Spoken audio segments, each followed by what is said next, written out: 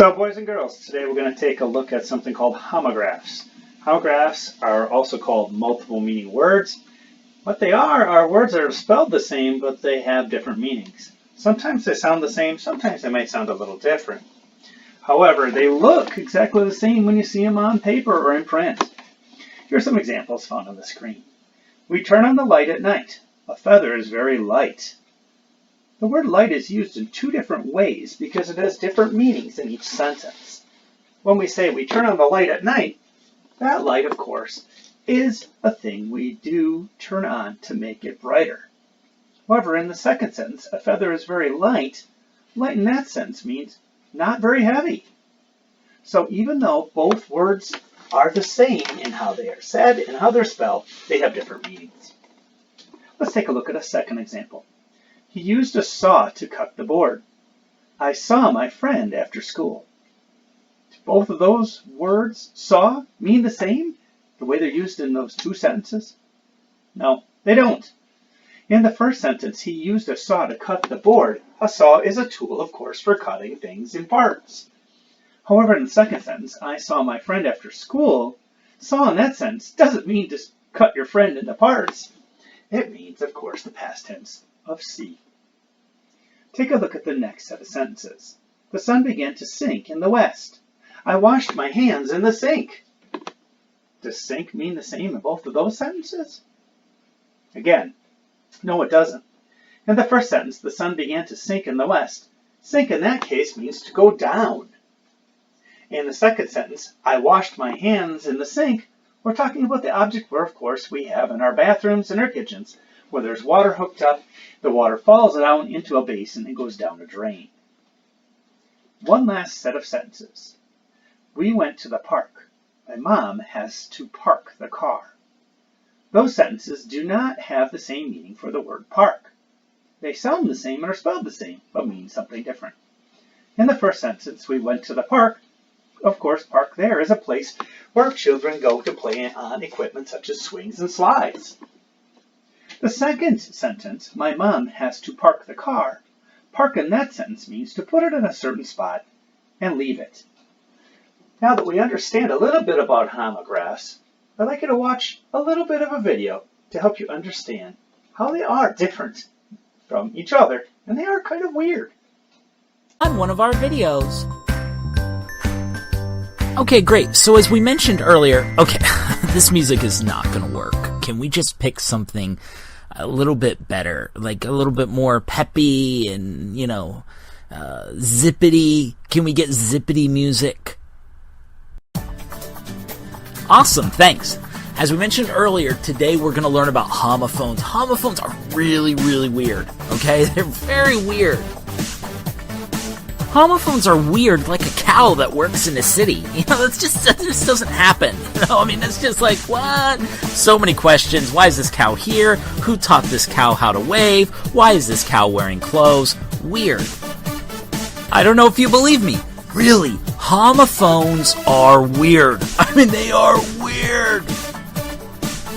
Really, really weird. Okay, I know, I'm repeating myself. You need to understand these are really weird words, and we're going to show you why.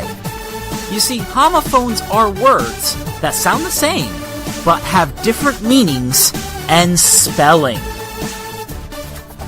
Another way of saying that is, homophones are words that sound the same, but look different and don't mean the same thing. They're kind of tricky, weird words that they sound the same, but they look different and they don't mean the same thing.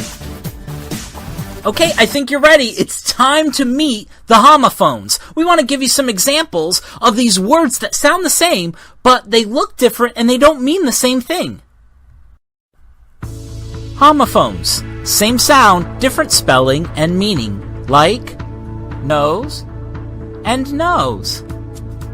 They sound the same, don't they? The exact same. They're homophones because they've got very different meanings, don't they? The first nose is a part of your body. The second nose is when you have knowledge about something in your mind. He knows what homophones are. They have the same sound, but different spelling and different meaning. It's tricky, isn't it? It's a little weird. Homophones. Homophones. Same sound, different spelling and meaning. Like 8 and 8.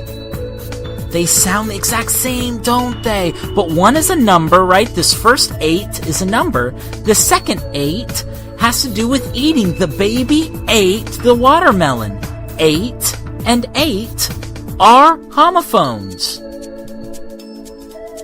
Homophones. Same sound, different spelling and meaning. Like hey and hey. They sound the exact same, but they're homophones, aren't they? Because the first hey means hello, and it's spelled differently. Hello, hey. It's an informal way of saying hello, just like this friendly little bird is doing right now. Hey! The second hey is food for horses. They sound the same, but they have different spelling and different meaning. Hey and hey are homophones. We want to make sure you really understand this. Homophones are words that sound the same, but have different meanings and spelling. Like by and by. This first by means near or close to. The photographer that took this picture was by the grasshopper. This second by means to purchase. You do this at stores, don't you? This person is buying an apple. Buy and buy. They're homophones. Here's our final example of homophones. Flu and flu. This first flu isn't very fun at all. It's a type of sickness. The second flu is a lot more fun. This is a seagull that is flying. The seagull flew over the ocean. Flew and flew. They sound the exact same, but they are very different words, aren't they? They are homophones.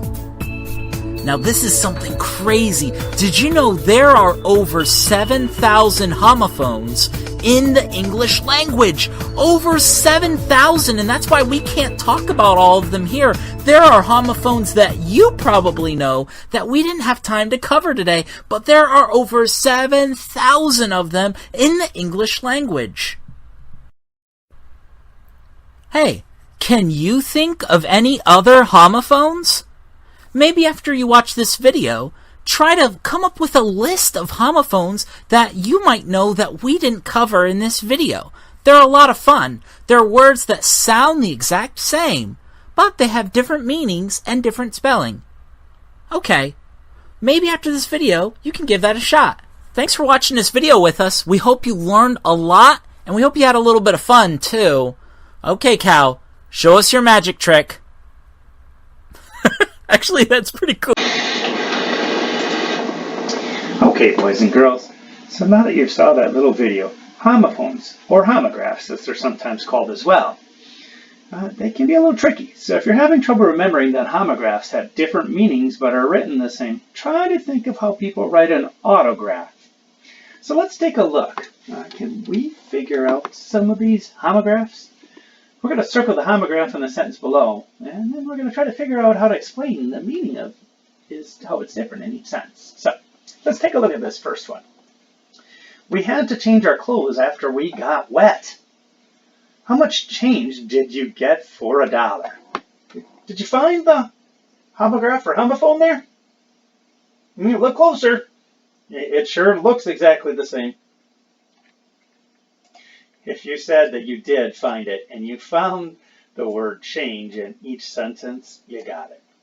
Now, boys and girls, let's talk about change for each sentence. In the first sentence, we had to change our clothes after we got wet. Change, of course, in this sentence could mean money you get back after buying something. Or it could mean, to change could mean go from one thing to another. What do you think change means in this sentence? If you think it means to go from one thing to another, you're right.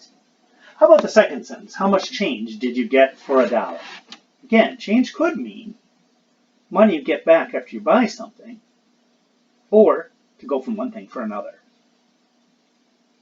If you said that money you get back after buying something, you are right. Let's take a look at the next pair of sentences. She had to turn the knob to open the door. Everyone has to wait their turn. Did you find the homograph or homophone there?